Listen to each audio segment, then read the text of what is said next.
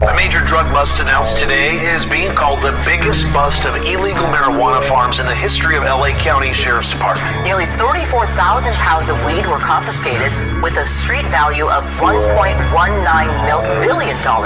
Authorities also seized guns and ammunition. The sheriff says Mexican drug traffickers are behind the operations. I tell you, the wind can damage propellers, vision failure, dead as old yeller, look like Gambino mozzarella, fashion galleria, cocaine extravaganza, good fellas and made things on cameras, federal agents, plain hustlers, fuck these dust customers, they get crumbs from us, like crime is a must, award plaques for most packs sold in a month, I want to go like Slick Rick fronts, cash comes with the rise of the sun, bill collectors on a hunt for their funds. I see the signs of life as one. Sitting at a mafia brunch, a discussion over deals about distributing guns. I conceal a peace of mind with my pistol on my side. I shoot mine 100 times before I lose my right. You can have my pride with the stars and stripes. I live through a capo's eyes. Quiet nights, violent strikes, violent lights, the opera lights, wine tickets and moonlight. Player, I set the moon right. I'm the cool type, ruler of the mic. Move like a power device, smooth with the words of advice. A Hollywood life, gambling with the mob's wife. Every package has a price. Tell the pilot there's a riot, cancel the flight. Meet me at the docks in the morning. With dodging cops is a warning. This paradise is gorgeous. These bundles are enormous. I need a pellet jack and a shark scale to break this dinosaur into portions. You know the drill when the killer hails. Everybody snorting, even the warden is out for extortion. No secret corporate contortion. See you in court then. Illegal power forces forming corruption and men. Luxurious luck is sin. In a Rio, headed into single casinos to bet it all again. Cigars and limo jet, celebrating with celebrity friends. Everything's lavish, armed with automatics. High rolling with explosives. Louis Vuitton sofa, made from the Pharaoh's fashion of his favorite cobra. Safe and secure as a soldier. My chauffeur can show you my fields of doja. If I survive the crack era, I could survive Corona. Who needs a quarter? Crown the slumlord. Police with a search warrant! Police, let me see your hand! Gun! Drop the gun! Drop the gun!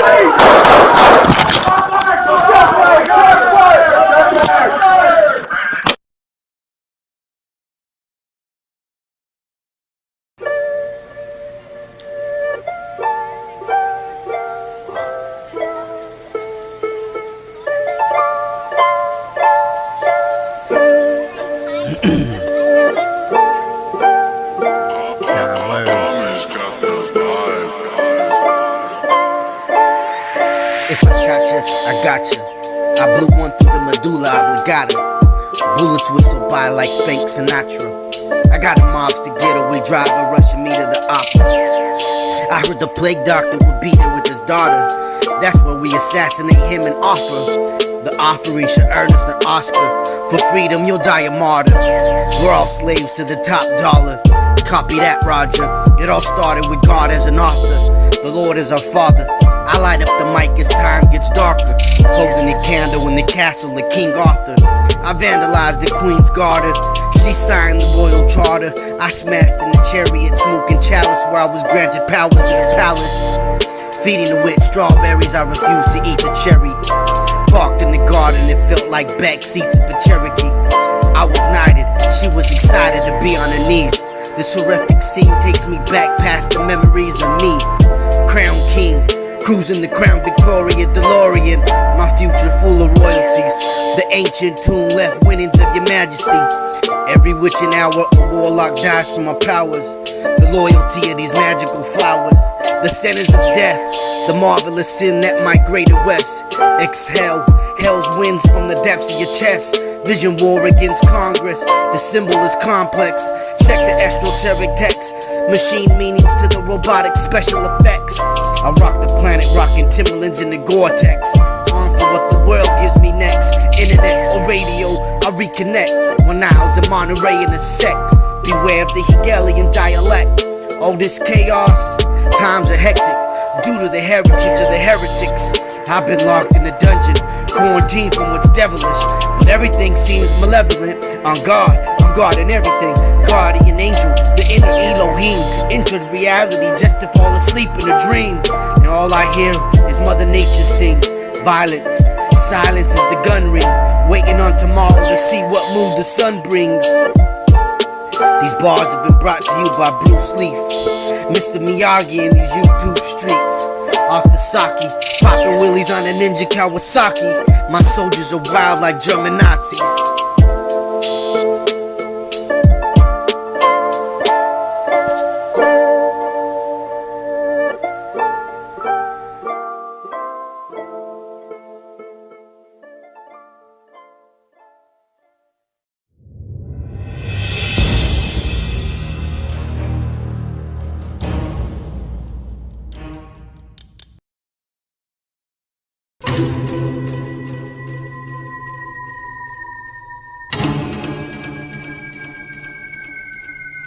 The Rosicrucian Order, with its modern headquarters in San Jose, California, has for centuries been linked to Freemasonry. Well, you have to understand that Freemasonry is simply the modern-day manifestation of the ancient mystery religions. The ideas of Masonry have been around literally for thousands of years. And of course, Rosicrucianism was simply a forerunner of modern-day Masonry. The order takes its name from its primary symbol, the rose and cross. Like Masonry, the Rosicrucians trace their religion to the mysteries of ancient Egypt. Their power base in San Jose centers around an Egyptian museum. There are chapters of the Rosicrucians studying every place across America, and one only has to go up on the internet, and they actually have websites where they recruit people into the Rosicrucian order. People have no idea that these people are even here. Perhaps the reason for their lack of exposure is that they are dwarfed by the chief of all secret societies, the ancient order of Freemasonry. Nevertheless, the Rosicrucians are said to be the first of the secret orders to have opened a door in the New World. The very first that we know of occult beachhead in America was Rosicrucian. I was out on a speaking tour recently, and I had the opportunity to visit the Ephrata Cloister, it's called, in Ephrata, Pennsylvania. And it's where the original Rosicrucian community built its headquarters, right on the east coast of the United States. And that was in the 1600s. And right about the same time that Christianity was establishing its beachhead in America, so was the Rosicrucian order. In the 16th century, Sir Francis Bacon had become the chief of the Rosicrucians in England. Researchers believe that Bacon sent members of this society to America to launch his esoteric empire, the New Atlantis. This 1910 Newfoundland stamp commemorates Bacon's early influence. It reads, "Lord Bacon, the guiding spirit in the colonization scheme." I know that Rosicrucianism today holds Bacon in highest esteem as an active transmitter of the secrets. If you go to the AMORC, the Ancient Mystical Order of the Rose and the Cross, the Rosicrucian Order Center in San Jose, Bacon is everywhere. He's a demigod in Rosicrucianism. But Bacon's influence was not confined to Rosicrucianism. He is considered by some to have been the first to formalize the mystery teachings into a system now recognized as modern Masonry. So Freemasonry up to that point had been very, very much involved with just the craft of building buildings. It had been a guild in this country, and each country had their own type of Masonry or Freemasonry. There was no sense of it being a worldwide fraternity where religious belief or race did not matter. Before that, it had been very racial and very religious, but Bacon turned it into a truly international society. This international society would also come to the New World. And while Bacon's Rosicrucians would maintain a position of careful anonymity, the Order of Masonry would stretch its hands in America to the very heights of power. Nowhere is the Masonic presence more clearly seen than in the design of America's capital city, Washington, D.C.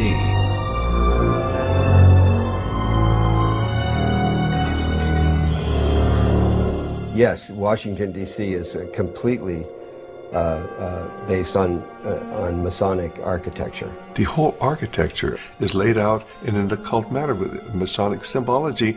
Every major building in Washington, D.C. has a Masonic plaque on it. I mean, the Masons have permeated, and the other secret societies have permeated our society since the very beginning.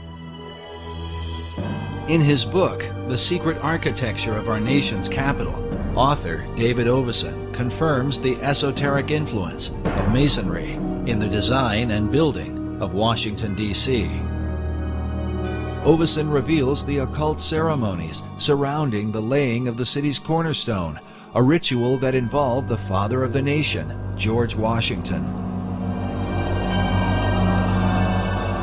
200 years later, in a ceremony commemorating this event, Senator Strom Thurmond, himself a 33rd degree Mason, is pictured alongside the cornerstone upon which is carved a Masonic square and compass.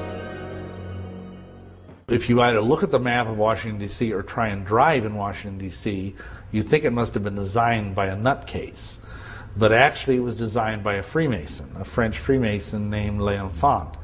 I think Pierre Charles L'Enfant was his name, and it's full of esoteric symbolism. Oveson writes that, like the pyramids of Egypt, the entire city was built in alignment with the stars, and suggests that the hidden purpose for the Masonic rituals is that America might be empowered by the gods of the ancient world. Can this be the reason for the pagan god and goddess images that have come to represent America? Tradition often claims that America was founded as a Christian nation only.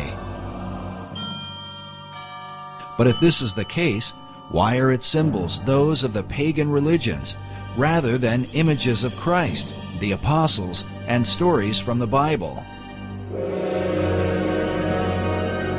Well, I think that this is where the great confusion comes in. America was founded as a Christian nation, but it was also founded as an occult nation. And there have always been two parallel forces here in America. One the Christian, one the occult, dating back into the 1600s. And until you understand that, you can't understand anything going on in the world.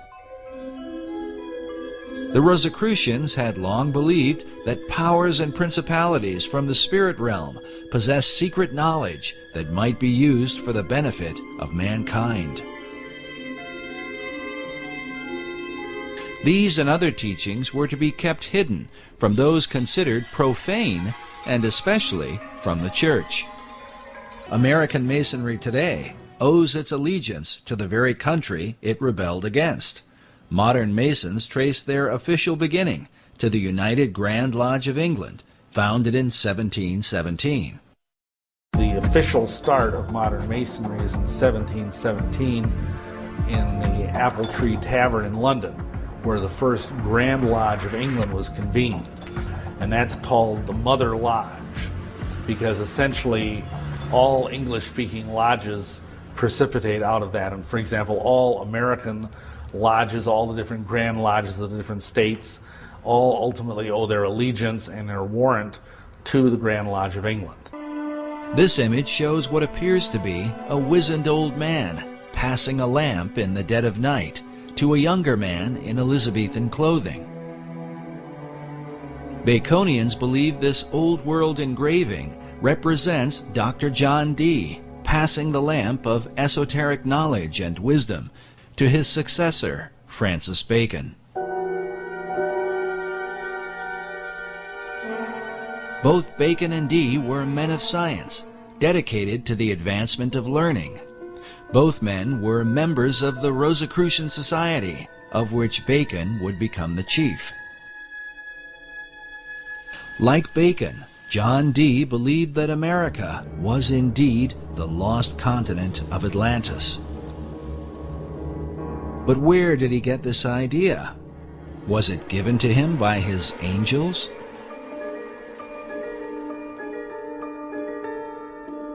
And did he pass this concept on to Francis Bacon? We can only speculate. But when Queen Elizabeth took the throne, the dream of colonizing this new Atlantis would come closer to being a reality. When Bloody Mary, as she was called, this was Mary Tudor, who had been now on the throne and persecuting the Christians, and she died, perhaps ironically, with a false pregnancy. And so when she died in 1558, then after that, Elizabeth I came in as queen. And so there were questions of what day should be chosen for Elizabeth's coronation. The coronation of a new ruler was an important event, the timing of which, it was believed, could determine the success or failure of a monarch's reign. To ensure her good fortune, Elizabeth called upon her old friend, Dr. John Dee. He was the Queen's astrologer too. He computed the date for her to be crowned. Astrology in those days didn't mean necessarily what we understand it to mean today. There were some odd things about it, but there was a study of the stars, that we would call today astronomy. So they had to know about the movements of the stars and the planets, and they were pretty knowledgeable about that. So it was a strange mixture of astrology and astronomy. So that's what he was doing. It's debatable how the efforts of Dee's astrology impacted the course of England. But when the new queen took the throne, it marked the beginning of an unprecedented era in English history. During this time, the language of the New World would be transformed, ancient knowledge would unfold, and the course of the philosophic empire would be established. The modern world would be changed forever, largely because of Queen Elizabeth I. And she was bright. This was Queen Elizabeth of England, one of the brightest queens that England has ever had. Whether she was a true Christian or not was perhaps doubtful, but at least she did support the Protestant cause and not the Catholic one.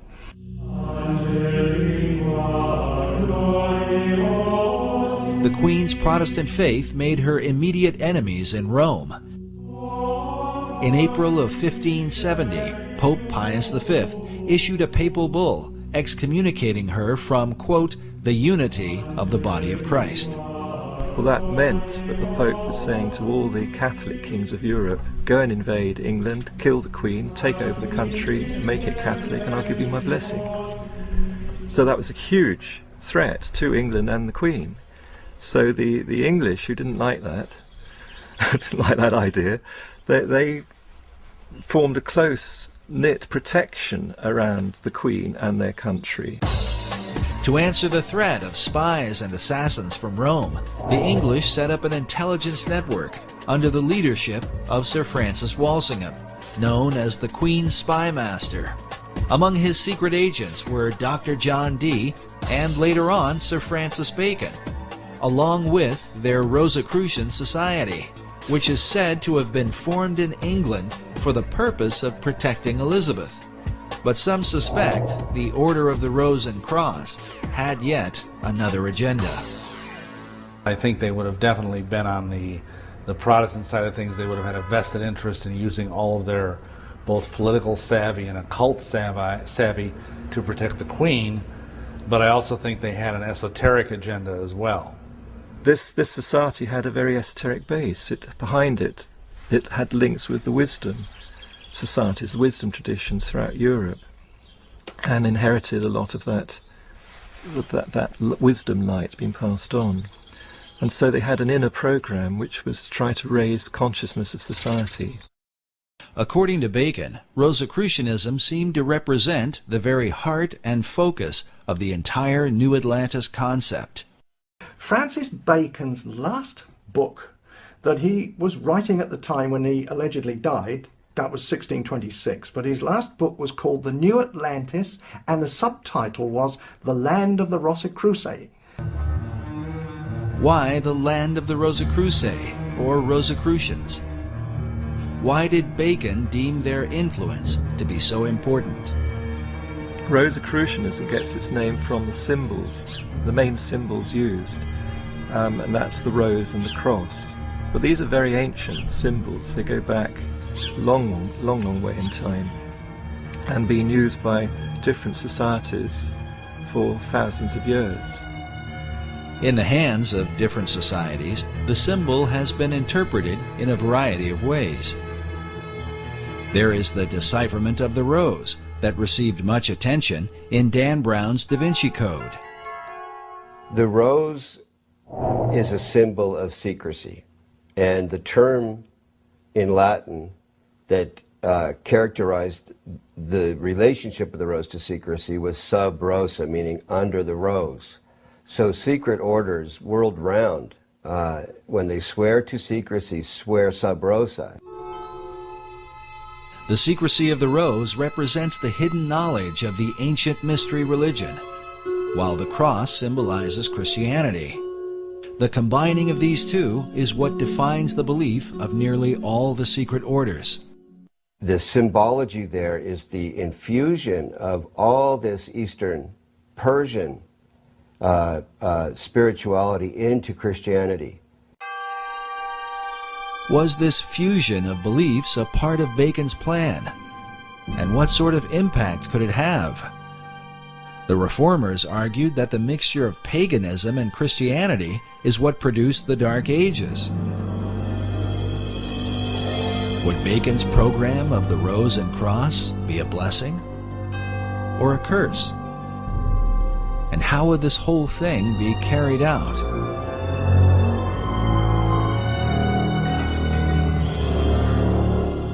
When one follows the Rosicrucian trail, John Dee was a very, very key influence in historical Rosicrucians, and some say even the founder of it, the first president of it. But at some point, the presidency was given over to Francis Bacon, and he was in charge of the Rosicrucians, not just in England, but it spread right through Europe.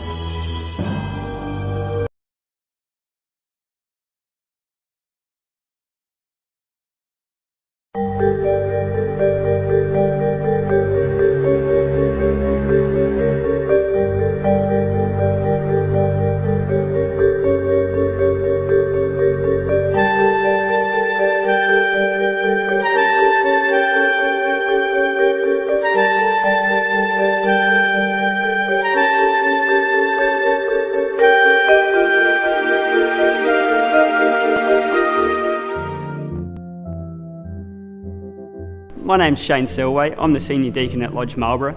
And tonight we're having a passing ceremony for one of our candidates to go to the next level in Freemasonry. Our candidate tonight is Evan. He's a lovely young guy who has been in Freemasonry for a short while and is doing very well, quite enthusiastic about the craft and really enjoying his time with us at Lodge Marlborough. Freemasonry appealed to me first because it's good. It's just a group of guys that live up to a higher ideal. You can live your life the way you want to live your life, but there's a lot of like-minded people here, and it certainly helps. My role tonight is, as a senior deacon, to guide him around the lodge, make sure he feels very comfortable. When you're moving into a new degree, it's another learning curve. It's a degree in itself. We'll be teaching him some things at the next steps of Freemasonry, and I should expect he'll very much enjoy it, but it should be new.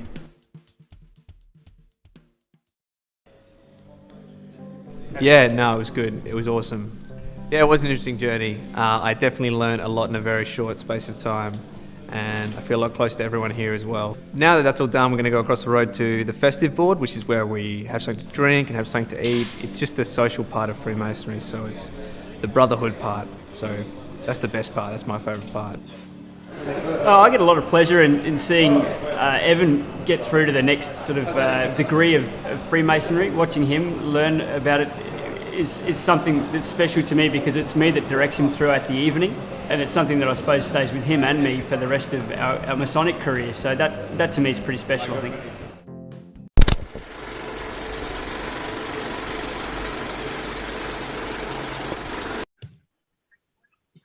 Ladies and gentlemen, welcome to the Josh and Jason Monday Christian and Conspiracy Podcast Show. I am your host, Josh Monday. If you don't know me, I'm a Christian rapper, devoted husband, and father. I'd like to introduce you to my co-host. He's a Christian, devoted husband, and father. What's up, Jason? Hey, what's going on, guys? Just want to give a shout out to my mom. I just want to say hi to her and say hope she's doing all right. And my sister, if she's ever listens to this, or any of my friends, just want to say hi. God bless you. Hope you guys, everyone's doing good. Yes. Yes. Hi, Mom. How you doing? I know you always listen every episode. We love you. Renee, if you listen, definitely I love you. And all the friends Jason are talking about, we love you. So we have a returning guest he's on Mount Crushmore every single episode. Gary Wayne. Everybody check out his book, The Genesis 6 Conspiracy. I bought it as soon as I knew it was available, and how you doing, Gary Wayne? I am doing excellent and so happy to be back with you today and looking forward to another riveting conversation, I hope. And hopefully the audience is going to connect a few more dots and get a little more curiosity and dig into things, because I think we're in that period of time where we ought to start figuring things out, because it's going to get very, very blurry.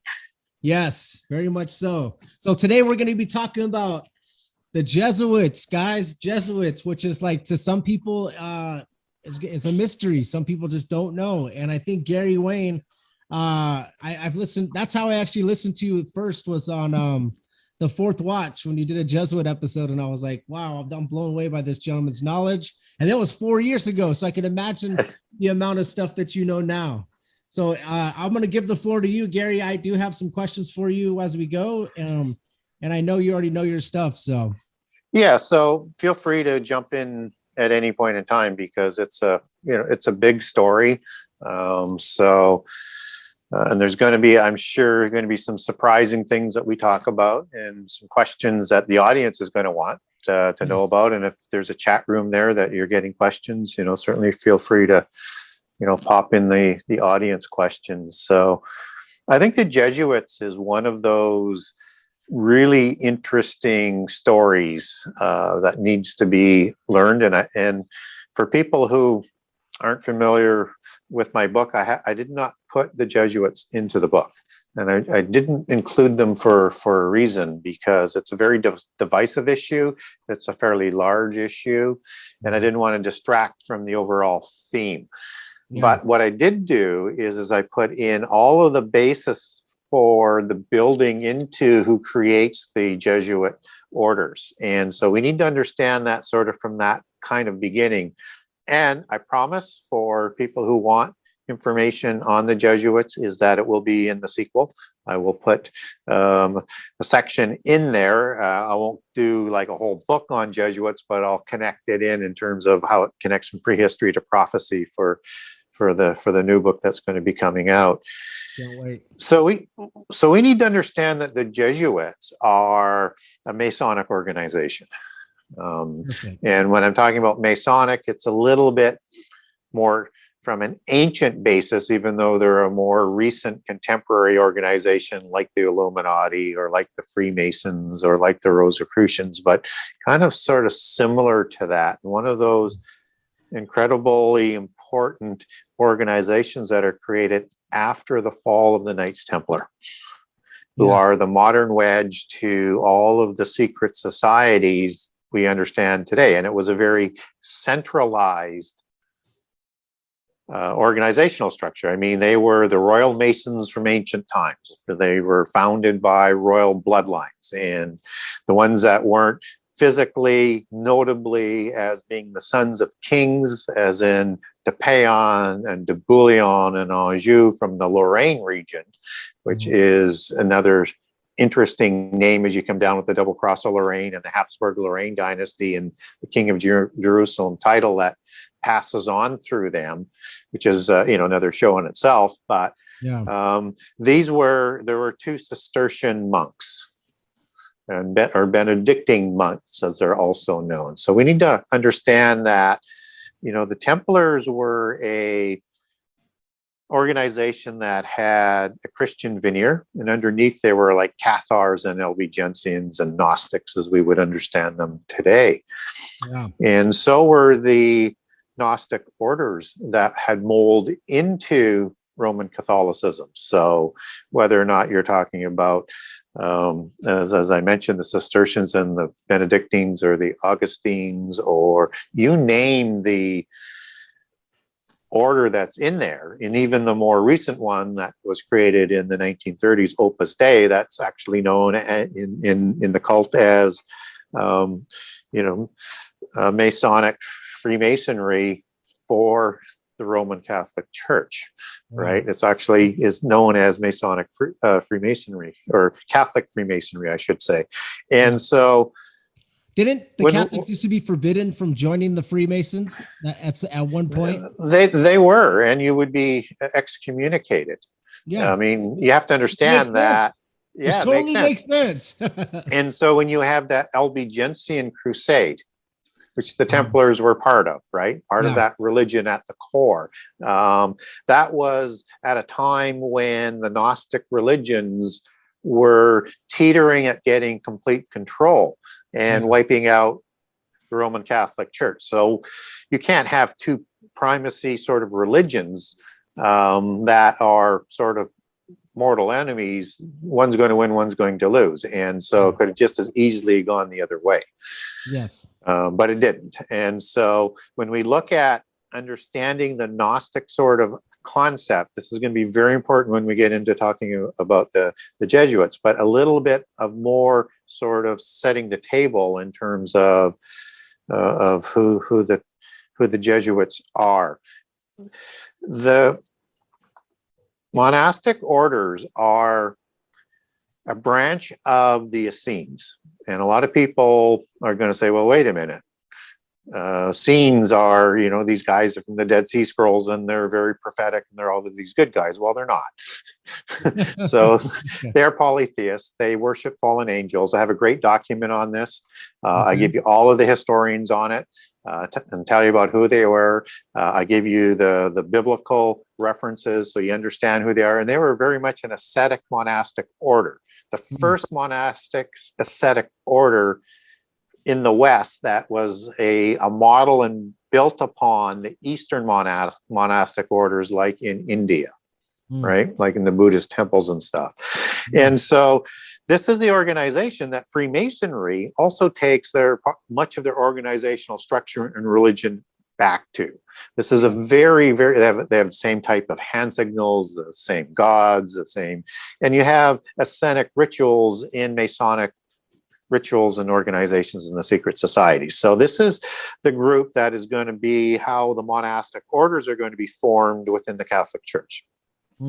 And at the time of the homogenization of Mithraism and Sol Invictus and probably some Egyptian religions and maybe a few other spices put in there from polytheism into Constantine's statewide religion, which became known as Christianity, only the Roman form of Christianity. Yes. There's still this primacy going on. And even though they're doing things that are going to pacify the masses, it's not going to pacify the leaders of the religion. And so they have to go underground. Yeah. So what they do is they mold themselves into first the Roman Builders Guilds. And they are going to make themselves important, and they're going to build all of the churches, whether it's in the old Romanesque style or whether or not it's in the Gothic cathedral style that comes back from the Templars after excavating at the Temple of Jerusalem. And so as we look at this now, they've got these Gnostic orders that are molded in, and then they start to form ascetic monastic orders that, and there's almost like an endless list of them. But the Benedictines and the Cistercians become the most important ones because Saint Benedict, who's going to be the leader of the Benedictines at the time of the formation of the Templars, he's a Cistercian monk. Yeah. And he's a Gnostic, and he's the second most important person in the Templars at that time. He writes their constitution, and he does a letter and an argument at the Council of Troy that gets the papal bull in 1128.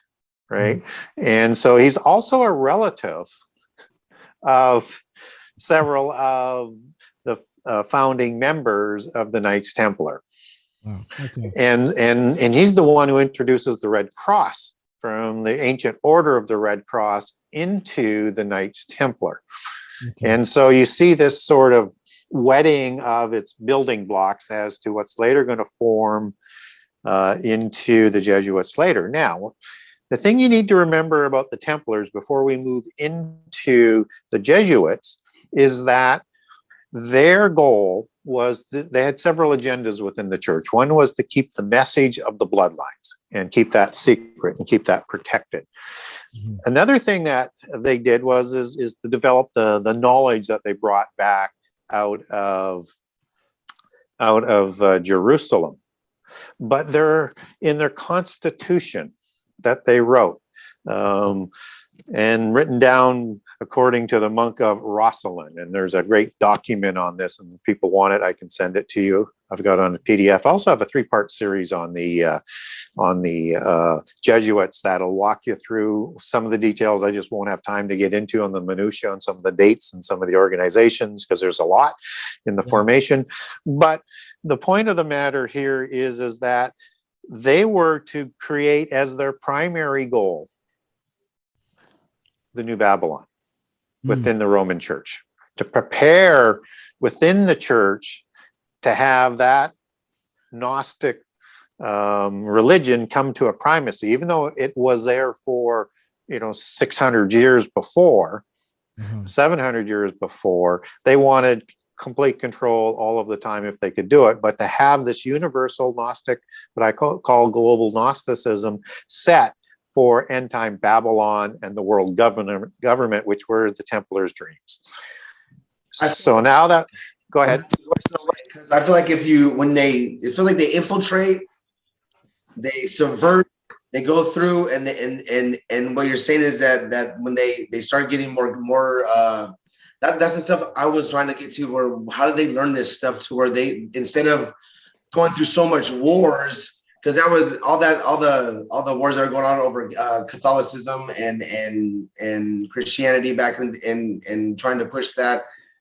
The Romans, how did they learn to do that so secretly and keep their bloodlines going? And it's just crazy how they do that and secretly, and they play both sides, and they have all these just plans 12 moves ahead. It's like playing chess with, I'm like a kid and they're playing chess like they're Bobby Fischer, and it's so weird. They're thinking 30 moves ahead, and any move that they make benefits them completely. It doesn't matter if it's money, religion, because religion is in the economic game as well. That's why they push towards that, because if you own the government and the religion, you have that both locked down. You're making a lot. Yes. And so not only do they infiltrate with these monastic orders and actually get some Gnostic popes up there at times, they also reset up the ancient organizational structure, as you say, not only having the kingships and control of the army, but to get their bloodlines into the Catholic Church. And that's typically called the Black Nobility. It's the smaller Black Nobility, which is the same name that they'll use for the Rex Deus or Rex Deus, the kings of God, bloodlines of Greater Europe. But typically the Black Nobility is understood as the bloodlines that go back to Julius Caesar and to the original families who were, supplied all of the senators and were the educated elite, and who, and whose descendants later took over as Caesars, including Julius Caesar. And they take their bloodlines back to the original gods and their original Nephilim offspring, or Rephaim offspring after the flood. And it's the same thing. And so you get Borgia and Orsini, and there's a whole list of, like the Colonna, I guess it's the Farnese, the Medici. Well, the Medici is a little bit different. The Medici kind of marry in. They kind of take their bloodlines back to and it may be partly Jewish, but it is also from Tyre, and as bankers coming out of Tyre and Phoenicia, and then they're going to intermarry, and they come in after, let's say, 1100 or so AD, and become the banking arm to the Roman Catholic Church, which is, once you reach that, you're at the pinnacle of power and wealth, which is going to be another key position for the Jesuits. So it's important to understand all of that. And so they've had more than Orsini, Colonna. Is that more than more like the Orsini and then Colonna family? Is that more? Yep, that's specifically. And the Borgia you need to be really familiar with, because that name's going to come up as we talk more about the Jesuits. Yeah. So it's important. So as we move that sort of thought forward, we get an event in 1188, which is called the Cutting of the Elms. This is a year after, or I'm sorry, 1288. It's a year after Jerusalem has fallen. So you're getting sort of an internal dissatisfaction and split. And so the adepts, the Masonic royal families, the one who really control the Knights Templar at the core. You have, just like it's set up today, you have the adepts and you have the people below who aren't adepts. They maybe have the bloodlines, but until you're an adept, you don't know everything, right? You're fed a lot of BS like everybody else is, and because you're not ready to know the real truth. Yeah. And so you get a splitting of this organization up, where this organization that is called the Priory of Sion as well, which goes back to the original founders and the Priory of Sion.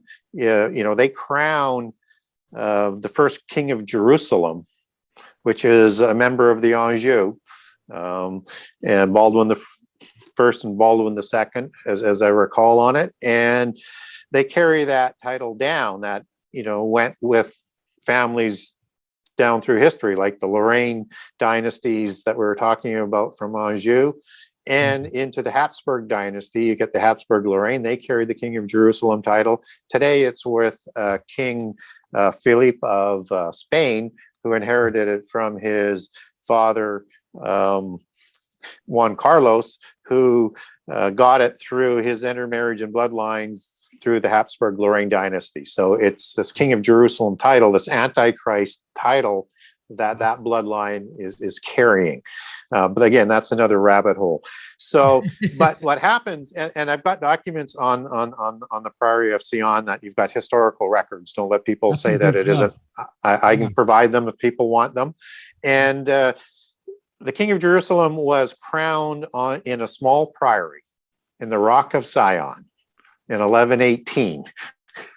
Wow. And that's, part of where that whole name comes from, the Priory of Sion, and is kind of like the first of those grand masters after de Bouillon.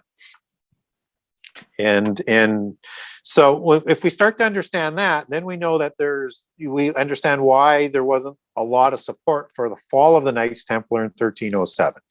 And that's when the central organization, the banking that they also had, because they were, for the most part, the bankers for the Vatican that the Medicis would inherit after the fall.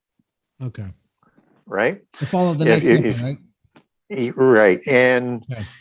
And so banking is going to be one of the things that they're going to want to replace down the road. And they're going to replace it with the Rothschilds outside the Vatican. And then the Jesuits are going to come into play once they reset up the Jesuits. And we'll talk about that in a few minutes. And the Knights Templar, they are taken down in 1307. So they're going to decentralize, so they can't take the banking, the education that's within the church, and the whole sort of, because Protestantism hasn't come about yet, the whole Christian world, and the military, and all aspects of things that they had controlled. So they're going to replace them with several other organizations. One of them is going to be the Rothschilds for the banking outside the church. Another one is going to be the Illuminati, who are focused on destroying Christianity and world government. Again, a Templar goal. You've got the Rosicrucians, who we'll come back to in a second. You've got Freemasonry, which is mostly, an introductory organization at the bottom where you get to be first level of adept, 3rd degree in the old system, 33rd degree in the Scottish Rite, and look after media at times, although some people say that's Illuminati, but specifically the army and government intervention is where they're working all of the time. And you've also got the Royal Society that looks after education outside the church and the development of the sciences, and that was formed by the Rosicrucians and the Freemasons. And of course you have the Rosicrucians. And this rosy red cross order that Saint Benedict had given the Templars, they're going to keep that, and they're going to come out as the Rosy Cross as an underground society after 1288, and again, not there for, or is it might be 1188, might have that century mixed up. Sorry about that. I was going to say something too. You're saying all these, the Rothschilds and all these different families mixed together. So I feel like this is why the Catholics, they have the yarmulkes as well. They have the fish hats, because I know that goes back to and everything else. And I feel like they took a whole bunch of different religions and mixed them all together. They did the best parts of everything, and they don't worship anything. They just basically they just do traditions, and that's it. Right. Right. They kick the word of God out of the house. And it trips me out how they're so successful. Yeah. And everybody's like, no one sees it. It's like, man, that is the devil's side of the religion. You can see it. Like they give the homage to the Jewish side, to the Catholic side, or the Christian side, and they give homage to Babylonian side.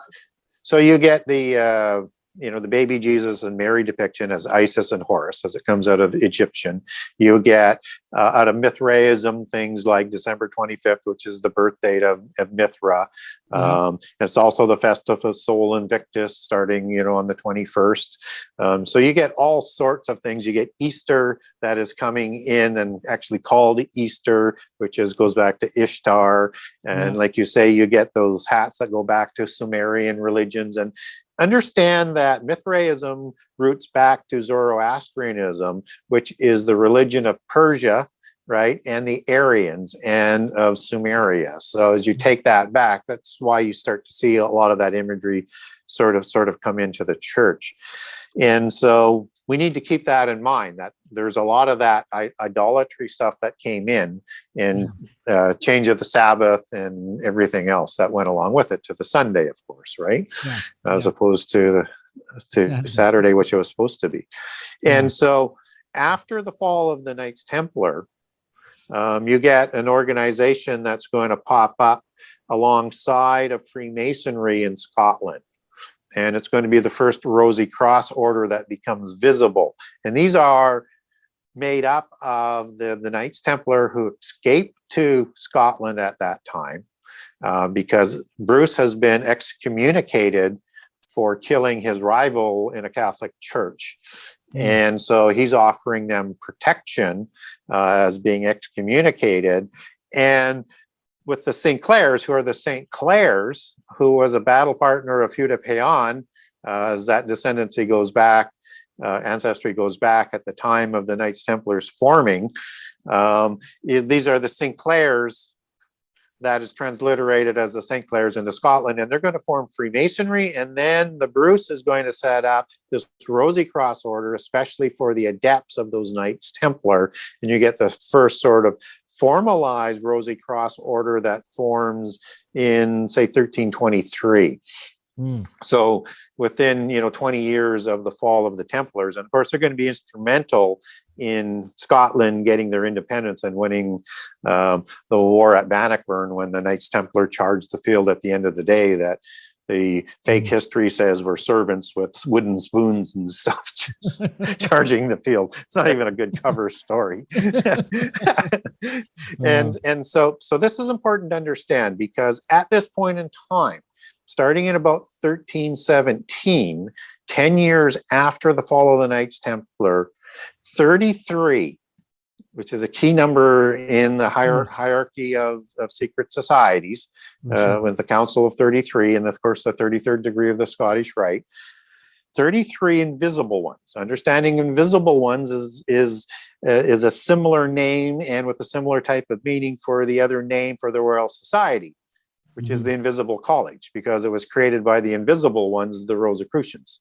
Wow. Right? Okay. And so these 33 invisible ones are going to go down and talk with the Pope, and they're going to try and reinstate the Templar order within the church, because they want to get influence back in, because they're totally shut out in terms of the power that they had before.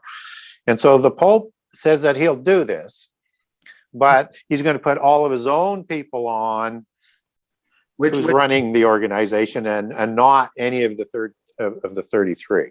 Which Pope is this year? I have to double check that name. I don't have it off the top of my head right now. I was trying to remember too, because I remember these times in the 1300s. Yeah, 1317. So just Google it. Wow. Yeah. I know. It's just like, man. Yeah. It's okay. Yeah. So okay, keep going.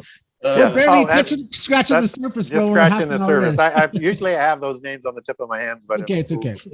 But anyways, so 1317 is when this happens. Oh, and by the way, it is 1288 when you have the cutting of the elms. So not that longer, much longer until the Templars are destroyed in 1307. So this deal doesn't happen. And so the invisible ones, they have to go underground. Of course, these are royal masons. These are sons of kings. These are the ones who are leading, Gnostic Europe. And so they're going to continue with this Rosicrucian order. And it's going to, at a point in time, evolve into a different order, because the 33 is going to go up the ladder. They're going to have more families come along. So they're going to have the Committee of 300 families below the 33. Yeah. And of course, you have the 13 families above the 33. And then you're going to have the Rosicrucians, which is 50% pure blood at the top, 50% of ones that have come up through the ranks through Freemasonry, Rosicrucian, and Illuminati, with Illuminati being below the Rosicrucians. And so they're going to look for an opportunity then to get back into the Catholic Church in a way where they can have more control. And understand they've still got control over the Knights of St. John, which is important to understand, but they have a different agenda than they want for the Templars. And the Knights of St. John will have set up in Switzerland in the 1100s. And they have the White Cross, which is why the Swiss have the White Cross on their flag. And they actually start some banking routes there. And the money from the Knights Templar goes to Switzerland. Wow. Okay, so a lot of it, not all, but a lot of it does. That's why their bank is like that, where it's like the Swiss bank, where everybody can put money in. It's kind of like the Vatican bank. It's the same type of deal, right? Where you can, hide your money basically. Yeah. They're just going to keep. I can't remember what it's called. There's a certain word for it. Under it. Yes, you can. That's one way of putting it. Keep them in the islands. So. Yeah. Caymans, that's what it is. You keep your money in the Caymans, so you don't get tax evasion. So in 1307, the King of France, or the King of Spain, I'm sorry, what he does is he forms an order called the Montesa Order, which is again a royal Masonic order, and that's formed to seize the assets of the Templars in Spain. And it's going to happen in a similar way in Portugal and in some other locations, because they don't want the Roman Church to get it. Now, this is an important order to remember in the formation of the Jesuits. And this is 1307. And so in about 1523, you have Ignatius of Loyola come onto the scene. And he's getting visions of Mary, and he's being put on a mission by this vision of the Mother Mary, who is saying that you're going to be a soldier of Christ, and that you are going to do your work within the church to take it back to what it's supposed to be, to bring about this new Babylon. So, right. Quick question. So he was also part of a secret society before he made the Jesuits. They were called the Alumbrados. Have you heard of that? I have. Yeah. So he did have some mysticism and some secret society influence before he started the Jesuits, right? Significant amount of that. And so understand that, you know, the whole group of original founders of the Jesuits were educated in the university, I think in Bibliothèque in Paris, and they were they formed that, were part of that secret society then, and they were studying the 7 liberal arts, but taking it to a completely different level. And so they're going to walk out of their education and they're going to start the Jesuit order, and they're going to view the complete Bible and biblical doctrine through the 7 liberal arts, the 7 sacred sciences that were created by Enoch, son of Cain, to do 4 things. 1 is to lead people away from God. 2 is to not give God credit for anything. 3 is to degrade God. 4 is to honor their pantheon of gods. And so this is how they're going to interpret everything that's in the Bible in their order. And they're going to create a mystical society within the order. And it's going to have your adepts, it's going to have your lower level ones. You've got that class society, only the adepts know the true belief systems, and but anyways, I get ahead of myself in terms of where we are. And this fledgling society is going to be helped out by a fellow who has the last name Borgia. Okay. Who is the Grand Master of the Montesa order. And this is of the bloodline of the Borgia of the popes. And there's been 2 or 3 Borgia popes before that. And he is established in that order by the King of Spain. And so he's going to fund, and they're going to be sponsoring, along with the King of Spain, the Jesuit order. And so by 1537, they're applying for an official papal bull, and they're going to get the Jesuit order established. And this Jesuit order is what they call the new Templars within their organization, in terms of who they base themselves off to be, finally that got back, are replacing the old Templars, right? They finally got back into the church, basically. They're like, right, now we're finally back in. Okay, go ahead. And they initially get control over all education, and then they get control over the seminary schools. And then by 1570, they are taking over the bank in Rome. Wow. And it's all got to do with the working of the King of Spain to bankrupt Rome to get control of the bank. And then they're going to move that over to Switzerland, right? So that it's all now everything except for the Rothschilds bank at that time, which is the banking outside of the church. Of course, they're located there now too. So you've got them all in Switzerland, and they're all controlled by the same people. But by 1570, when all of this happens, guess who becomes the 3rd Grand Master of the Jesuits? Borgia does.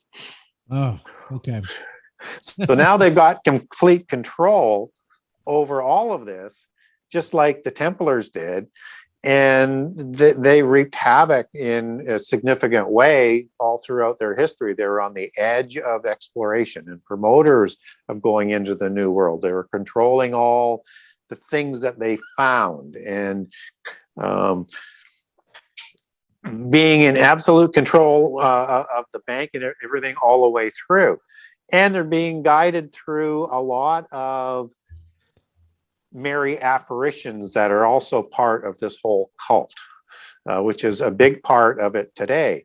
But unfortunately, they get taken down because they get too much control, and they start to rebel against the Masonic bloodlines, the royal bloodlines. And so, but by the 1880s, they're back in power again. So 1773 is when they were abolished. That's what you're talking about? Yeah. Right? Okay, Yep. so then we got 1776, the Illuminati starts, right? So Adam Weishaupt, the Bavarian Illuminati starts. Do you believe that that was like the Jesuits just reforming into the Illuminati? Because I know he was Jesuit. He went to a Jesuit school. His dad was actually a professor there. Do you believe that they just got abolished and then they just restarted under this Illuminati name? No, I think the Illuminati has its own history. Okay, it so starts to be and has their own goals. And actually go back to the 1500s, and it begins with Galileo, and then it moves out over into Germany, and then forward from there. There were some rumors of that. That's why I was trying to. Well, a lot of people think that the Jesuits control Freemasonry. Yes. And there is an interaction between the organizations, and as Freemasonry and their history indicates, is that in the beginning, after the creation of the Jesuits, they were working together once Borgia had taken over, but the Jesuits were trying to become too powerful within the Masonic organizations, and they had their own specific agenda they were assigned, because they answer up the secret society role into the Committee of 300 as we would understand it today, and into the Italian bloodlines are there, and then into the 33 and into the 13 above that, right? Yeah. And so they were expelled from Freemasonry and the Illuminati at that time, because they needed to be free to do their agendas and not to be dominated by the Jesuits. So they had to do a split. So they were working together, but there was kind of like an internal control battle, and they split away. And that's because each of those groups have their own agenda, right? Yeah. To prepare for the end time, what they need to work on. So these are the New Templars that were established by the Rosicrucians, which are that organizational structure that has 50% free purebloods at the top that connect into the Committee of 300 above. And you've got the Jesuits intersecting like a branch into it, into those Black nobility families, which is why it's important to understand those Black nobility families, and that they've got control of all of the Catholic banking even to this day. And then when they were reformed, there was all of these subsequent Mary apparitions that will come along afterwards.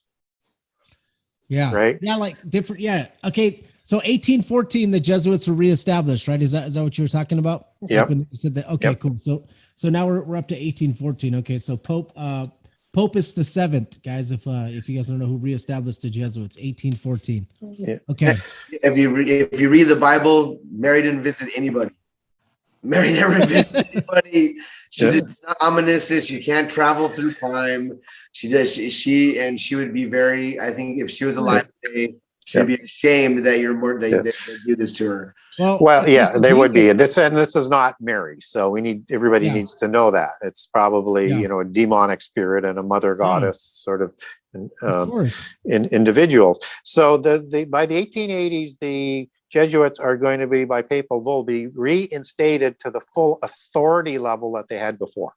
Okay. So they're reformed in 1814, but with very little power. They're just sort of reestablished, but and then shortly thereafter, you get the Mary apparitions that are going to be happening, that is going to work hand in hand with the Jesuit order, because they're basically being, instructed by Mary apparitions as well. And that it's a very important part of the Jesuit order. So when we look at the Fatima and the Lourdes apparitions, this is kind of what I'm referring to. And as the Mary apparitions become more important to the Catholic Church, the more powerful the Jesuits even become. And then by the late 60s, they start to adopt all of this social masonry policy that is external, which they've always had from before. And then today you have a Jesuit Pope, who has fully recognized the apparitions, well, not all of the apparitions, but a lot of the apparitions of Mary that took place in Medjugorje, that initiated 6 children who were seeing the apparition, and she taught them and has prepared them and has set a certain date for when they are going to come out. They're going to predict. My wife and her father talk about this a lot. They always bring this up, and then because they're Catholic, and they always, I'm like, that's not real. It's just like, yes, it is. It's the Fatima, all this stuff. I'm like, no. Oh yeah, yeah, and but and understand that I think we might want to anticipate that these 6 are going to return. They are going to make in their commission 10 apocalyptic prophecies, starting one and then another, and after each one comes to pass, they're going to be saying, if you do not, just as they say before, if you do not convert to the one true religion, you're going to be destroyed from the face of the earth. So these false prophets are going to be coming out. These are going to be contrived apocalyptic events, which is how they can do it. And which is, I think, the sorrows that are talked about in Matthew 24, the beginning of sorrows, the birth pangs, are all contrived. Yeah. Of course, you can do false flags. You can make they can make it happen, you know, and they can say it's going to happen and then make it happen. They can make earthquakes. They can make tornadoes. They can make the weather change. Right now, it's crazy. But when America started, when they started opening up the borders back in the 1776, like when the borders were basically, we accepted everybody here. They saw a chance. Hey, look, we can flood our Roman Catholic. Just get as many Roman Catholics over there. Get Irish Catholics. Get them flood it, because they knew that they vote. If you vote, you could change laws very easily by using, and that's the thing, that's the tactics I was thinking about. I'm like, wow, how the things they teach down the lines on how to control a nation, control people, keep your people up, always up here, and them and the other lower class people always down here.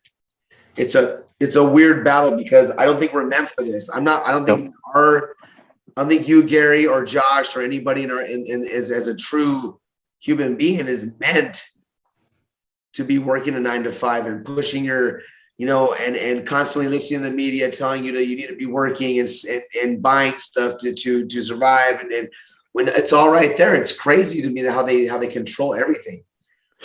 Yeah, they do. They continually to reimpose their class system of the 4 classes, and it's an organizational structure that's all around the world. And we're not known as the slave class today, but that's how they'd like to get us right back to, and they're continuing to always try and do it. So what's happened in the West is help sort of bring things along to get to a point where they want to get it to, but they're going to have to get rid of the middle class, because that's what I was about to say. Yep. Yeah. Sure. And it's important to understand as well, when we talk about the Jesuits, is that they have control today over the Knights of St. John as well, which has basically nation status and observer status at the UN, and is made up of all at the top levels, sons of kings and princes. Now, that's what it takes to be in there. And they were kind of independent until Francis took over. And a couple of years ago, he got control of both of those. Wow. And so their job is to make Catholicism the true universal religion, as Catholicism means universal. They want that as the new Babylon. And so they're working hard to cross over into the World Council of Churches to unite Christianity. They're working with the Abraham covenants to bring about the bringing back of Judaism and Islam and Roman Catholicism into this sort of greater monotheistic. And they're going to continue to change doctrine in a way that's not Christian in any sort of manner, and look for a continued march towards the allegorical interpretation, which is the mystical. Go ahead. it's like it's more of a works based. It's not like we're saved by faith through grace, not by works, so that no man shall boast. But it's like almost like a works based religion, you know. So the more works you do, you can buy yourself out of purgatory. Just a whole bunch of stuff that's you have to dismiss and degrade faith and replace it with reason and works, and that's their belief, is reason over faith. And it's done through the lens of polytheism, through the lens of Gnosticism, through the lens of the seven sacred sciences, and that they'll have to redefine everything in the Bible as allegorical, and to understand it, you need to be an adept. And so they're going to de-deify Jesus. They're going to bring out false evidence. They're going to position Jesus as being a prophet, but a mortal prophet.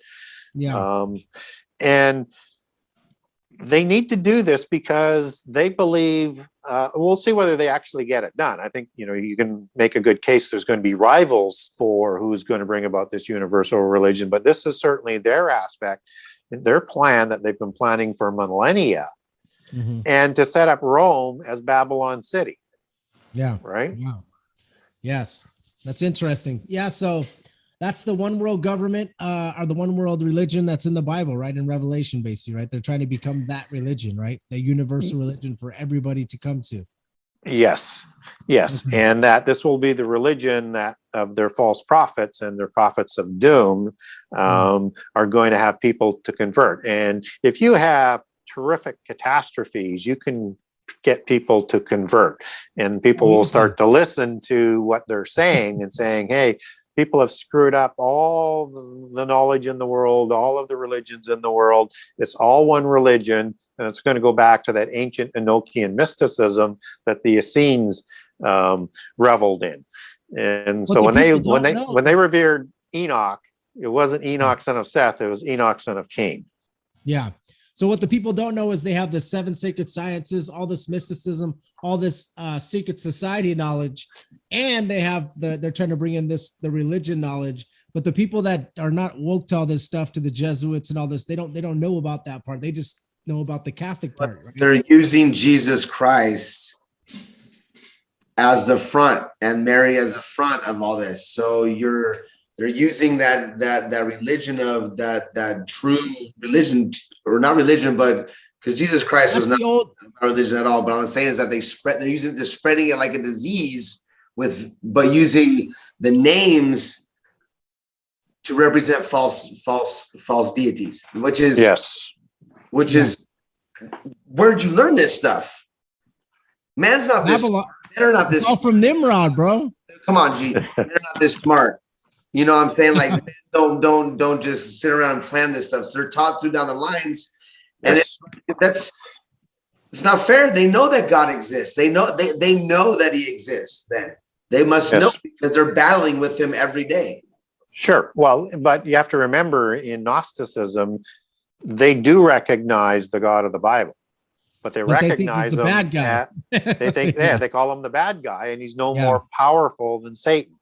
Yes. He's one of the angels that was created by Sophia that went rogue, right? Yeah. So that, it's part of that dualistic religion. You have good versus evil going on all of the time. And that's why they degrade God to just being another angel, and that he's a narcissist and says, went rogue and said, worship me, I'm the only one. And they're going, no, Sophia created 7 of us. And that's kind of where their belief system sort of they say that, like, goes to. That God is like doesn't have any parents, or our God that we worship doesn't have any parents, right? And he's just out there like putting us in a realm and not giving us any knowledge, doesn't want us to have any fun. That the way that they look at it is that Satan was the one that's like, hey, I want to give you the knowledge, I want to make you guys happy, so they totally make it like Lucifer is the good God, and then our God that we worship is the bad God. So it's just So the fallen angels and the demons, they lie to the people on earth. They say you can win. Yeah. And we can win a realm on our own, just as Satan was trying to do. So if you look at some of the movies like Doctor Strange, really represents that allegory that we're talking about, that you got this Oh, the evil Matrix. dark lord of the universe, right? Yeah. Which is to them is the God of the Bible. And Yeah. that all of these beings, the magi and all the interportaling and knowledge that they have, is trying to win not the war, but a treaty so that Earth can be this one separate place in all of the universe where it's not overseen and run by this dark lord of the universe that they call the God of the Bible. And that's what they've misled their people to believe. And so we need to understand that this end time religion, and you're talking about Nimrod. Yeah. I mean, the Babylon religion that's talked about in Revelation goes back to the Greek word and the Hebrew word Babel, from which Babylon derives from. This is the religion that Nimrod instituted as an archetypical Antichrist figure at Babel, right? The religion that crossed the flood, the Enochian mysticism that, according to the Gnostics and the Hermes, or the Gnostics and the secret societies, that Hermes found and gave to Nimrod. And it's designed to bring about an Antichrist figure, which is what happens. And so it's a city. We need to understand it's a city. And it's an organization. It's a political organization because it rides the seven empires. It is a commercial entity because it grows rich and wealthy, just as the merchants who are working with Babylon. So it's probably going to take a tribute or a percentage of every electronic transfer that's going to take place. And it's going to set up the beast system for the Antichrist. And of course, it's a universal religion who sits on many waters. Yeah. That's also talked about. And when you get into the words mystery Babylon, mysterion, or all of the allegories of prostitution and harlots and adultery, those are all allegories out of the Old Testament about the polytheist religions and the daughters of Babylon. So this is that new Babylon that they're going to try and establish on the seven hills. And there's seven kings, and the seven kings are the seven past empires. But not either or, as some people say. It says seven hills and seven kings is what it represents. And so that's going to be on the seven hills of ancient Rome. And what's interesting is one of those hills is Palatine Hill. And there's another hill that's outside the seven that's called Vatican Hill.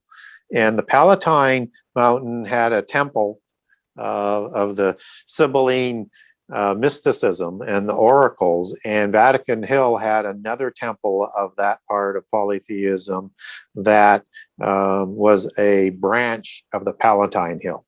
So you expect that it's going to be right within that old city of Rome created by Romulus and Remus, two Nephilim or Rephaim type characters after the flood, and that it's going to be within that sort of smaller area because the Vatican Hill is outside those old city walls.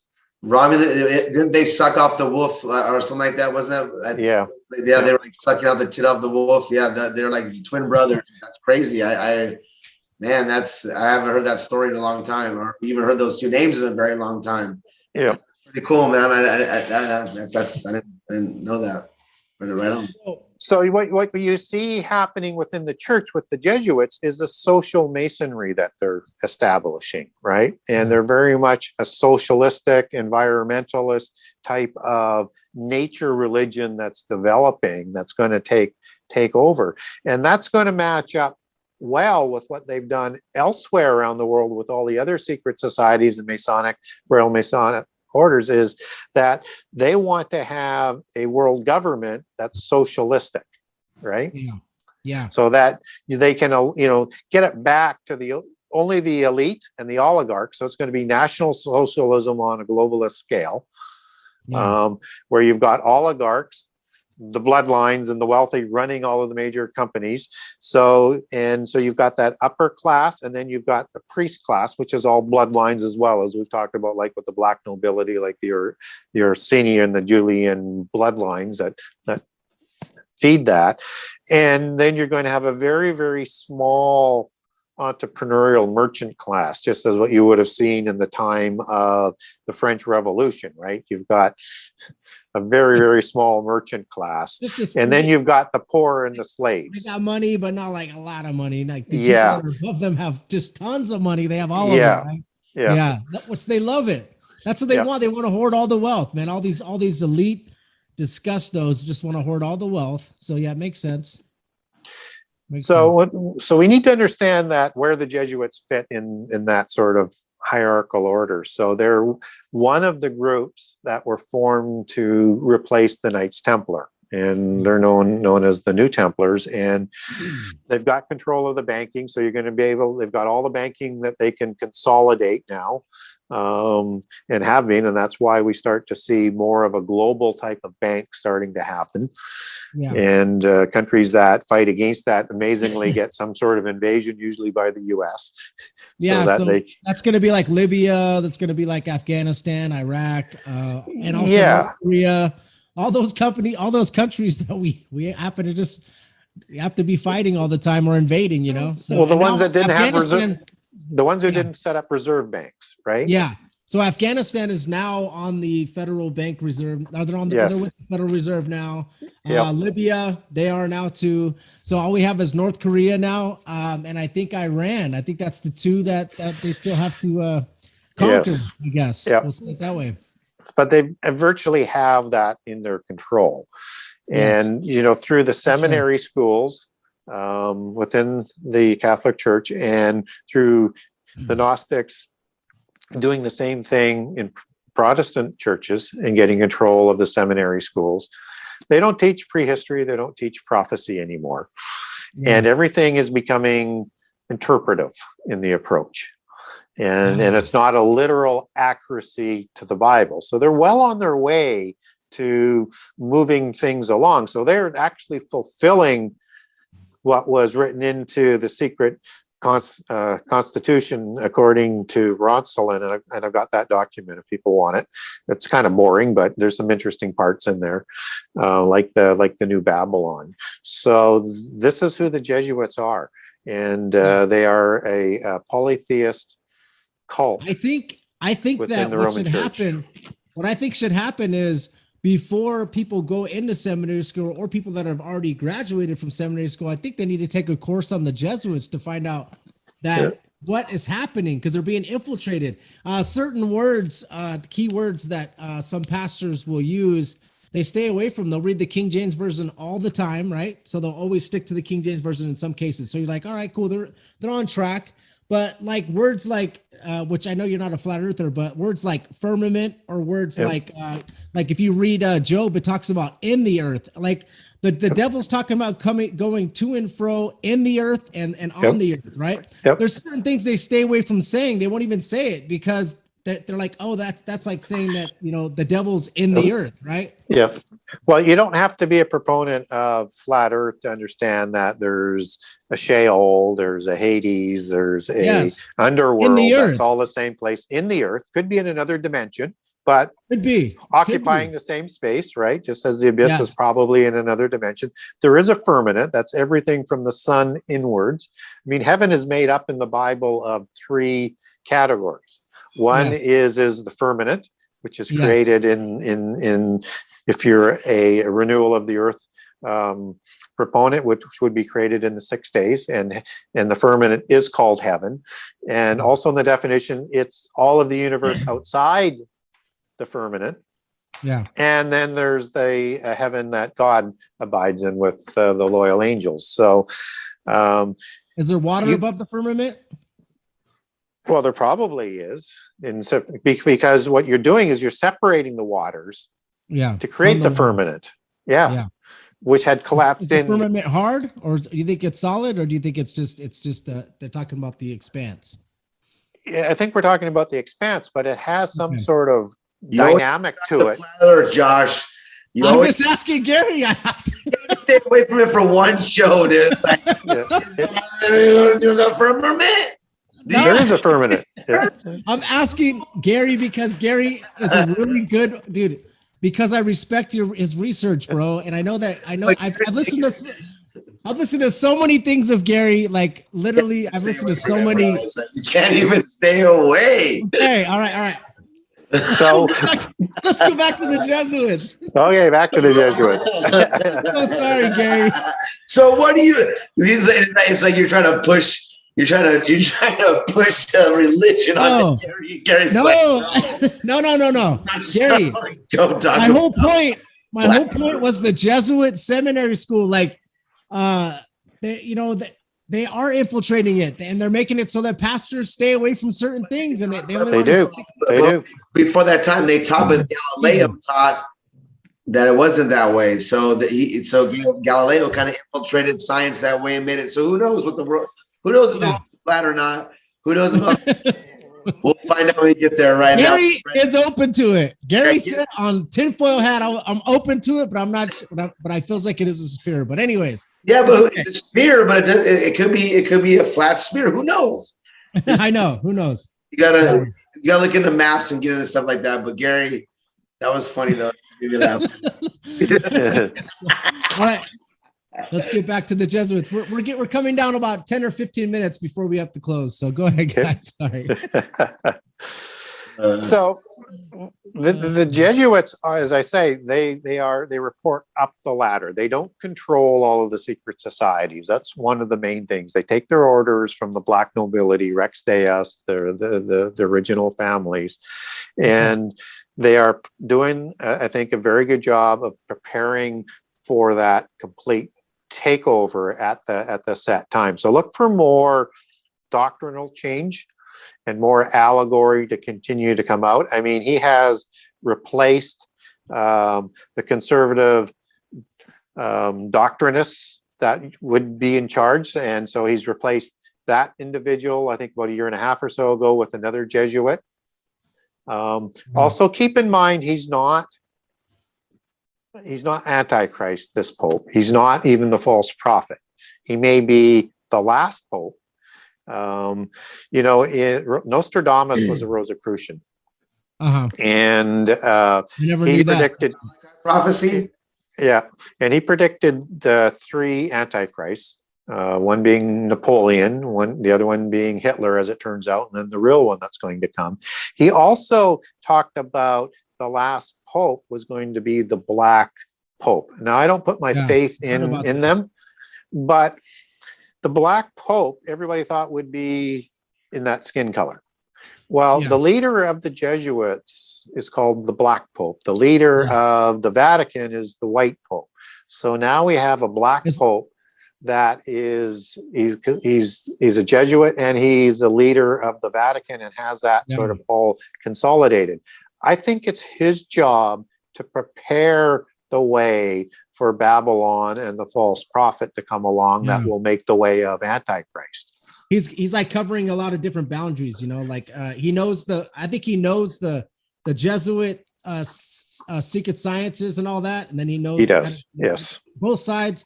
So that's a great, I think he is preparing the way. That's a pretty good way of looking at it. Definitely, people were thinking, oh, he's the Black Pope and White Pope mix. He's Antichrist. It's over. They're already ready to throw the book, But and if people understand prophecy well, then they'll understand that Antichrist, after the 10 kings have given him his power, they destroy Babylon, and then it becomes replaced with a religion of worshiping him and Satan.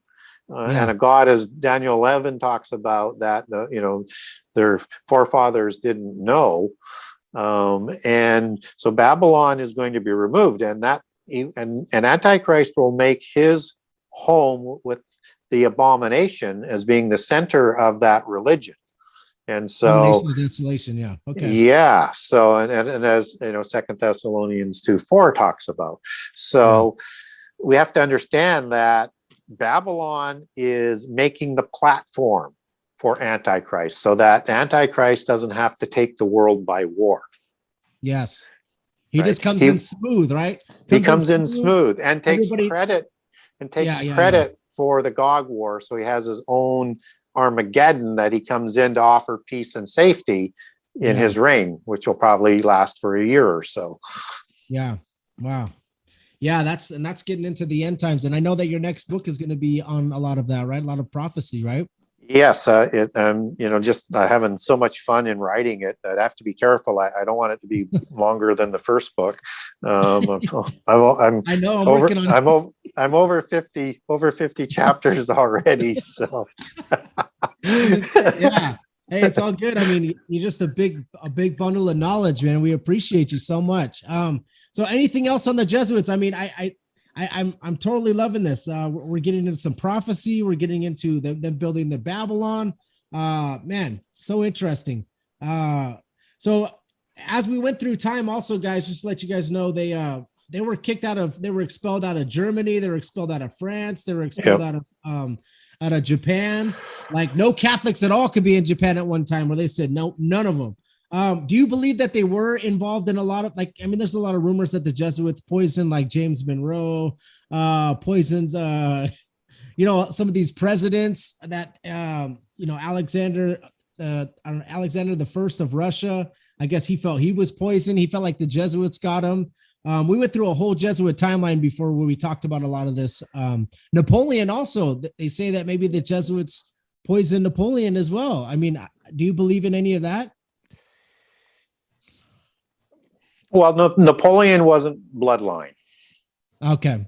Right. So if he would always be exposed. But the trouble is the Jesuits are also part of working with secret societies and with spy agencies. They've got a lot of connections there. But if I was going to assign more of those types of things, I would assign it to the Knights of St. John.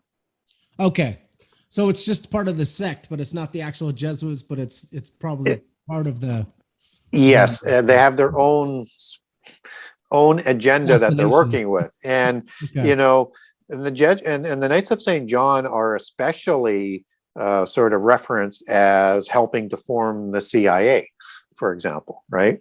Okay. So I think there's some involvement and there's some crossover there, because again, with all of these organizations, there's some rivalries, there's some tension here and there, and it's all you have to follow the power. Okay, Knights of St. John is the Knights Hospitaller. Is that what that is? It is. Yeah, or the Knights of Malta, Knights of Rhodes. Yeah. Okay, cool. Okay, guys. So if you guys want to look up the Knights of Hospitaller, because I was going to ask you about that, but you're saying Knights of St. John. That's what you're. Yes, and they're named, and they're actually created before the Templars in about 1040 as the Knights of St. John, and it's named after John the Baptist, but not as you understand John the Baptist from the Bible, although he's based on the Bible. But again, they draft Jesus, the Gnostics and the secret societies, as being an Essene, an ascended master, right? Yes, and like how Buddha would be, like the Buddha would be, or any of those, Muhammad probably. I don't know if they think of Muhammad that way, but just an ascended master. Okay. Yeah, so they look at him as being polytheist, and the Christian version of John the Baptist is all fake history, as they would put it. And so he's a very, very important figure, as a prophet, and really very much admired by the Knights Templar as well. But but the Knights of St. John is formed in about 1040, and they take the white cross, right? And that's why it's important and understand their influence in Switzerland, where although the banking kind of ended up at, and why the white cross is on the Swiss flag. You connected a lot of dots, man, on this show. Thank you so much, because I was going to ask you about the Knights Hospitaller. I don't know how to say it. I guess I'm probably butchering that. Is that how you say it? Hospitaller. Yep. I was going to ask you about that. You already talked about that. Man, Knights of Malta. I was going to ask you about that. You already talked about that. Yeah. You connected a lot of dots with Switzerland, the banking, that's interesting.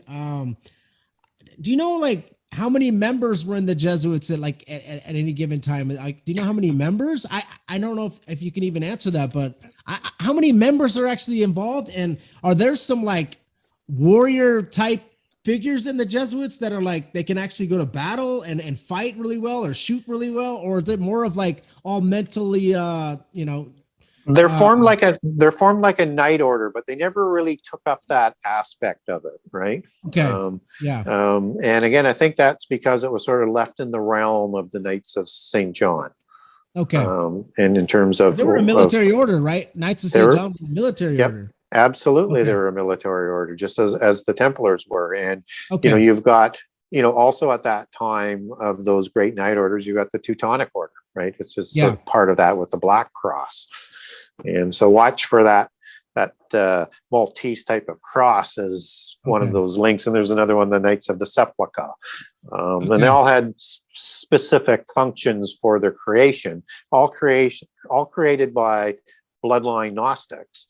But to be able to function with this veneer of credibility and secrecy underneath. So, and it's the same order that's in play today. So, you know, the Jesuits are they've been involved with a lot of horrible things. There's no doubt about it. That's why they were disbanded. I mean, they were getting so powerful, they went rogue. But that's how powerful the bloodlines are. They got together and they said, no, this is out of control. And it's done. That's why that's why some people have this, like, if you listen to some people that are like, I mean, they know a lot, you know, like, you know, Jordan Maxwell, for example. I mean, he's got a pretty good, you know, in depth on the Jesuits, but that's what they'll say stuff like the Jesuits did it, or the Jesuits run everything. Or there's some people that always say like all roads lead back to Rome, which you could kind of say for now that we're thinking that there may be the Babylon, you know, I guess they would certainly a possibility, that they'll be Rome, but different than what everybody's kind of sort of anticipating though. So so what we need to do is continue to watch. I mean, the Vatican has control over the Medjugorje sites now. And they're fully operating out of there.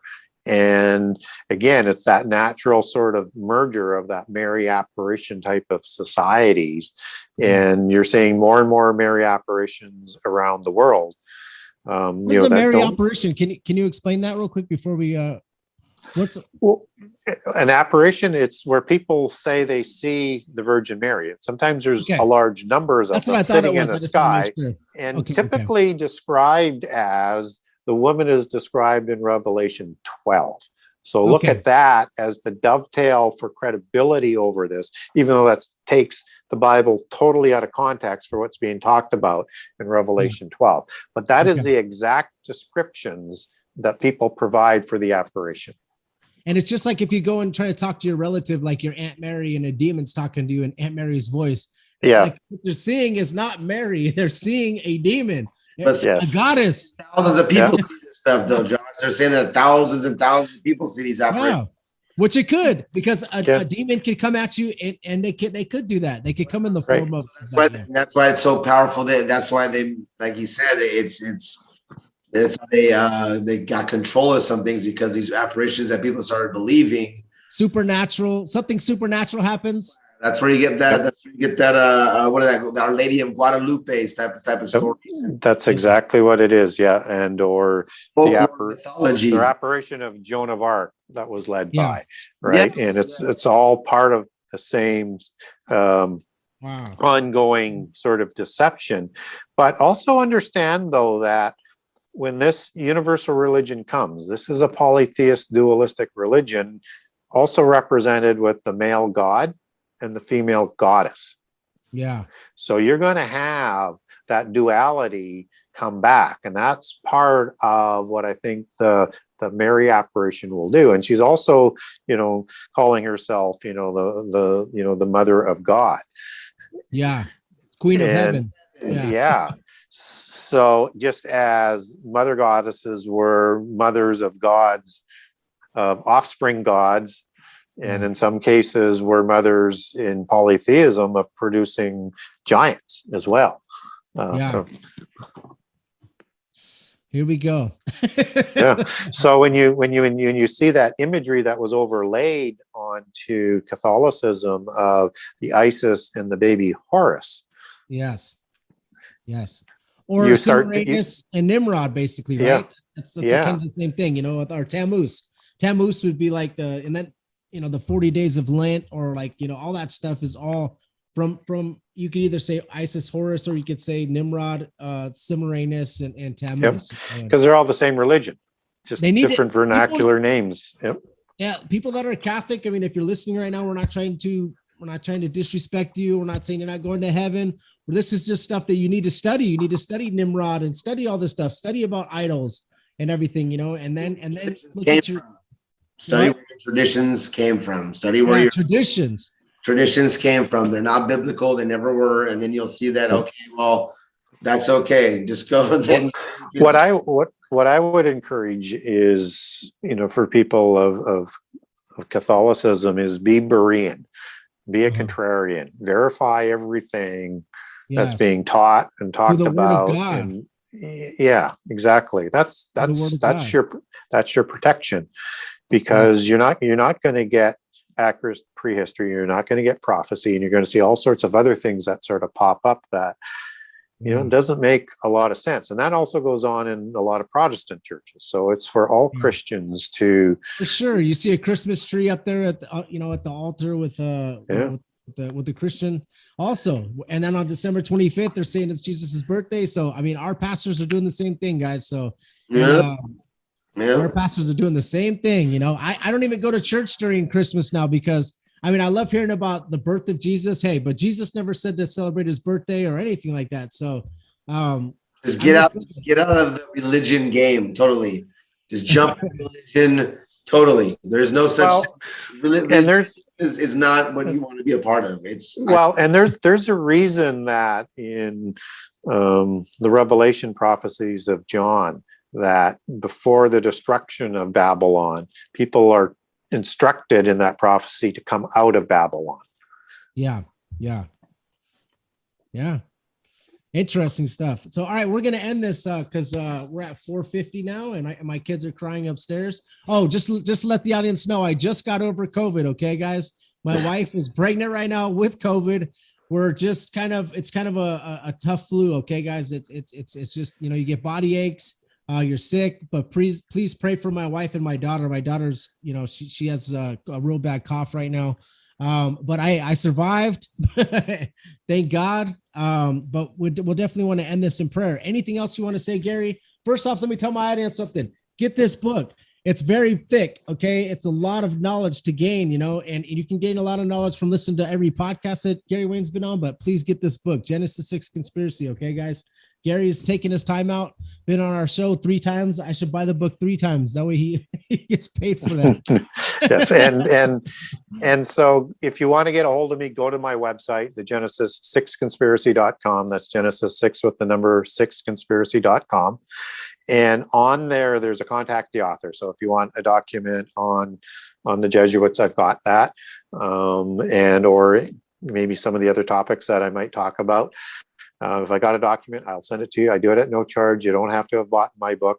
If you want to learn more about my book, I've got a generous excerpt of all 98 chapters. So you get a good feel for the book or not. I've got my new purchase pages set up, and they work way better. And so far, I'm not having issues with attacks on my website. It took a long time to get that thing straightened out. And I also have an overseas page if people want to get a signed copy. So you can buy it in Canada, you can buy it in the US, or you can buy it overseas. I got 3 separate pages there for it. You can also link over to Kindle to get the Kindle version, or you can link over to Amazon.com, Amazon.ca, or BarnesandNoble.com as well if you want to purchase it there. But if you want a signed copy, or if you want it customized on the signing, you just get a hold of me and do the purchase page, and it'll happen. Perfect. And Jason, anything you want to say to the audience before we end? Hey man, just keep up on your Bible, keep your faith up, stay healthy, everybody out there, and stay praying. Keep prayer. Keep the prayer is very powerful at these times right now. So stay in prayer, and there's a lot of people that are getting sick. A lot of people that have been that lost a lot of loved ones these last couple of months. So I just feel we should say a prayer for them too. It's okay. All right, Father Amen. God, in the name of Jesus. Thank you so much for a clear connection. Thank you for giving us the knowledge from Gary and blessing him with all this knowledge to be able to teach us. Lord, I know that there's evil working behind the scenes, the Jesuits, the Illuminati, but we know that you win in the end. And that's the thing that we love. I just want to pray for people that have lost loved ones, people that are going through COVID and all this stuff. Guys, it is here, you know, but God is here for you guys. So please put your healing hand on all those family members that have lost loved ones. You know of one, Lord, that's in my life right now that just a friend of mine that just lost a loved one. Please put your healing hand over him. I don't want to say any names, but you know who it is, Lord. Please help him and his family. Thank you so much for everything, Lord, for everything you do for us. We really appreciate you in Jesus' holy name. Amen. Amen. Thank you guys so much. Gary, once again, thank you for taking your time out and just breaking everything down. Like, you keep opening new doors for me every time you're on my podcast. And it's really awesome. I really appreciate you. Thank you so much. Terrific. Thank you for inviting me. And yeah, I think we talked about a few things today that people will be thinking about. For sure. I'm going to be thinking about too. I'm going to re-listen to this so I can look up all these families you're talking about. Thank you very much, Gary. Thank you, Jason. Thank you guys. You guys have one night, and good night, and thank you for everything.